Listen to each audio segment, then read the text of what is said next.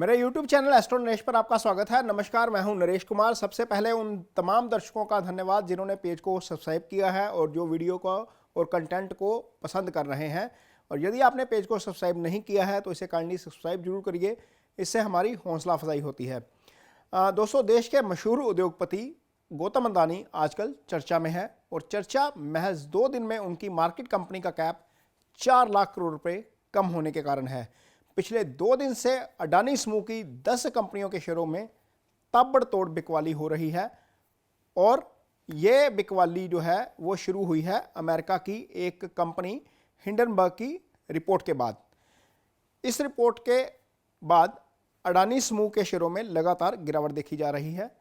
Report में अडानी समूह पर वित्तीय धोखाधड़ी के आरोप लगाए गए हैं, लेकिन इस भारी बिकवाली में अडानी अकेले ही नहीं डूबे, बल्कि उनकी कंपनियों के शेयरों में निवेश करने वाले लाखों निवेशकों का पैसा भी दांव पर लग गया है। ये बिकवाली इतनी तेजी से हो रही है कि निवेशकों को मार्केट से बाहर निकलने का मौका भी नहीं मिल रहा और कई कंपनियों के शेयर 25% तक 2 दिन में ही टूट गए हैं और आगे भी माना जा रहा है कि इनमें गिरावट आ सकती है। यानी कि मतलब 2 दिन में ही कुछ कंपनियां अपने मार्केट कैप का 1/4 हिस्सा गंवा चुकी हैं। मेरी खुद की हिस्ट्री चूंकि बिजनेस जर्नलिज्म से जुड़ी रही है और पिछले करीब 16 साल से मैं एस्ट्रोलॉजी का स्टूडेंट भी हूं, इस कारण दिमाग में एक बार तो सवाल आया कि आखिर ये क्यों हो रहा है। ऐसा क्या हुआ कि 1 महीने पहले दुनिया के तीसरे सबसे अमीर शख्स बने अडानी 1 ही महीने के अंदर औंधे मुंह आ गिरे और अब यहाँ से ये क्या उठ पाएंगे और यदि उठेंगे तो कब उठेंगे, तो ये सवाल ले गया उनकी जन्म कुंडली तक। इंटरनेट पर सर्च किया तो उनकी कुंडली की जो डिटेल मिली उसके मुताबिक जो है उनका जन्म जो है वो 24 जून 1962 को सुबह 5:15 में अहमदाबाद में हुआ है और उनकी कुंडली जो आपके सामने है वृषभ लगन की निकलती है। मेरे साथ आप ये जो कुंडली देख रहे हैं वह गौतम अडानी की ही कुंडली है जो इंटरनेट पर अवेलेबल है। अगर इसका समय थोड़ा आगे पीछे भी हो तो हम चंद्र कुंडली जो यहाँ से देखी जाएगी, जहाँ पर गुरु और चंद्र हैं, इसका भी विश्लेषण करने की कोशिश करेंगे और ये बताएंगे कि आखिर ये कब तक चलेगा जो बिकवाली का सिलसिला है अडानी ग्रुप समूह की कंपनियों में। गौतम अडानी की कुंडली में शुक्र जो है वो लगन के मालिक बनते हैं और शुक्र की ही महादशा चल रही है। शुक्र लग्नेश होने के साथ साथ 6ठे भाव के भी स्वामी है। ये भाव जो है रोग ऋण शत्रु का भाव होता है, ये विवादों का भी भाव होता है। और शुक्र की प्लेसमेंट देखिए, वो राहु के साथ तीसरे भाव में विराजमान है। केंद्र में प्रधानमंत्री नरेंद्र मोदी की सरकार 2014 में बनी थी और दिसंबर 2014 में अडानी की शुक्र की महादशा शुरू हो गई। जैसा कि हम चार्ट में देख सकते हैं कि शुक्र लग्नेश होने के साथ साथ 6ठे भाव के भी स्वामी हैं और इसलिए अडानी इस दशा के बाद से ही लगातार विवाद में भी है। हालांकि उन्होंने खूब तरक्की की है। पिछले साल फरवरी में उनकी कुंडली में शुक्र में राहु का अंतर शुरू हो गया। अब राहु की पोजीशन देखिए, शुक्र और राहु एक साथ हैं। राहु दशा स्वामी शुक्र के साथ ही तीसरे भाव में है। अब राहु की अपनी कोई राशि नहीं होती और जिस भाव में वह बैठते हैं उस भाव के फल करते हैं। जिस ग्रह के साथ बैठते हैं उस ग्रह के फल करते हैं। वो ग्रह जिन 2 भावों का स्वामी होता है उन 2 घरों के फल करते हैं।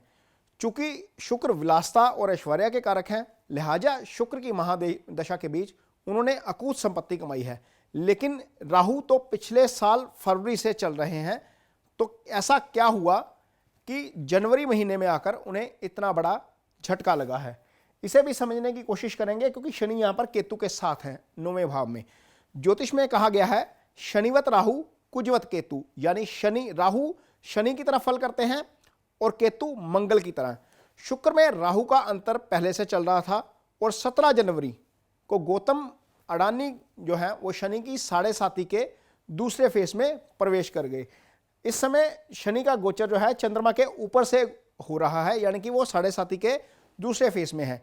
ये 7.5 भी उनकी कुंडली में 3 साल से चल रही है। पिछले 3 साल से ही वह विवादों में है और पिछले 3 साल में ही ऐसा कई बार हुआ है कि उनकी कंपनियों के शेयरों में तगड़ी गिरावट देखने को मिली है।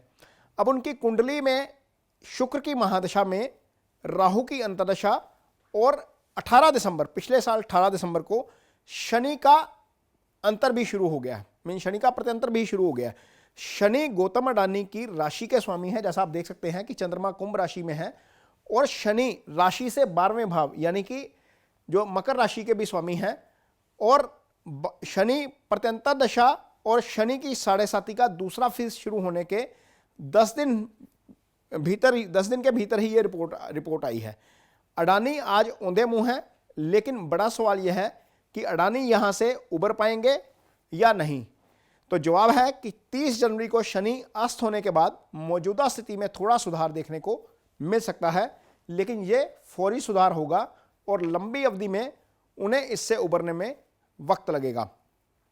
यह इत्तेफाक की बात है कि उनकी कुंडली में शनि जो है उसकी दूसरी ढैया मार्च 2025 तक चलेगी और फरवरी 2025 तक शुक्र में राहु का अंतर चलेगा। दोनों ही चीजें एक साथ समाप्त होंगी। मतलब साफ है कि अगले 2 साल अडानी के लिए ना सिर्फ वित्तीय रूप से कठिन है, बल्कि मुकदमेबाजी और सेहत के लिहाज से भी यह समय उनके लिए अच्छा नहीं है। वैसे शनि राशि के स्वामी हों तो वह 7.5 में ज़्यादा नुकसान नहीं करते, लेकिन यह आपकी कुंडली में शनि द्वारा अष्टक वर्ग में दिए गए अंकों के ऊपर निर्भर करता है कि शनि गोचर में आपके लिए कैसा फल करेंगे। अडानी की कुंडली यही कमजोर साबित हो रही है। शनि इस समय कुंभ राशि में गोचर कर रहे हैं और अडानी की कुंडली में शनि ने अष्टक वर्ग में महज 3 अंक दिए हैं। जो लोग ज्योतिष को समझते हैं या जो ज्योतिष के जानकार हैं, इस नंबर का महत्व समझते हैं, क्योंकि यदि ये अंक 4 से कम हो तो शनि के इस गोचर के नतीजे अडानी के लिए अच्छे साबित नहीं होंगे। वैसे भी शनि गौतम अडानी की लगन कुंडली से 10वें भाव में गोचर कर रहे हैं, यानी कि यहां से देखेंगे तो यहां से 10वें गोचर कर रहे हैं और चौथे भाव को देख रहे हैं। ये चौथा भाव होता है और लिहाजा अगले साल में शनि गौतम अडानी की जनता के बीच धारणा को खराब करेंगे। 10वें भाव से शनि की तीसरी दृष्टि व्यय भाव को प्रभावित कर रही है। ये भाव 12वां व्यय भाव होता है और लिहाजा उनका जमा खर्च जो है वो हो सकता है। और 10वें भाव पर शनि की दृष्टि, 10वीं दृष्टि जो है वो सप्तम भाव के ऊपर पड़ रही है। इसका मतलब यह है कि उनके बिजनेस पार्टनर्स के साथ भी संबंधों पर जो है वो असर पड़ सकता है। लेकिन मौजूदा स्थिति से इतर अडानी की कुंडली में अच्छे योग भी हैं। उनकी कुंडली में केंद्र में गुरु चंद्र का गज केसरी योग है और यह बहुत अच्छा योग है। दूसरे शुभ ग्रह बुध भी केंद्र में है और चंद्र कुंडली में 6ठे भाव में है। राहु जो है वो चंद्र कुंडली से हम देखते हैं तो यहाँ 6ठे भाव में राहु आ जाते हैं। इसका मतलब है कि वह हमेशा दुश्मन पर भारी पड़ते रहे हैं, लिहाजा लंबी अवधि में भी अडानी जो है इन तमाम विवादों से निकल सकते हैं। बहुत कम लोगों को पता होगा कि अडानी 2 बार मौत को चकमा दे चुके हैं। 1997 में उन्हें किडनैप कर लिया गया था और उनकी जान पर बन आई थी, लेकिन उस समय वह बच निकले थे। अडानी उस समय शनि की 7.5 के आखिरी फेज से गुजर रहे थे। अब भी 7.5 का दूसरा फेज चल रहा है। इस मामले में 1 जनवरी 2098 को एक FIR भी दर्ज की गई थी। 26 नवंबर 2008 को जब मुंबई में ताज होटल पर आतंकी हमला हुआ था तो उस समय गौतम अडानी ताज में ही मौजूद थे और हमलावरों से महज 15 फीट की दूरी पर थे। इस दौरान उनकी कुंडली में केतु की महादशा में शुक्र का अंतर और राहु का प्रत्यंतर चल रहा था। इत्तेफाक देखिए, आज भी शुक्र की महादशा चल रही है और राहु का अंतर चल रहा है। समय कठिन है और उन्हें अब यह कठिन समय फेस करना पड़ेगा और उनके साथ साथ उनके निवेशकों के लिए भी ये परीक्षा की घड़ी है। आखिर जब एक बड़ा हाथी गिरता है तो आसपास की धरती थोड़ा तो हिलती ही है। तो ये तो थी अडानी पर हमारी विशेष पेशकश। आपको ये पेशकश कैसी लगी, इस पर मुझे कमेंट बॉक्स में अपनी राय ज़रूर दीजिए। मुझे आपकी राय का इंतज़ार रहेगा। इसके साथ ही मुझे दीजिए इजाज़त। नमस्कार।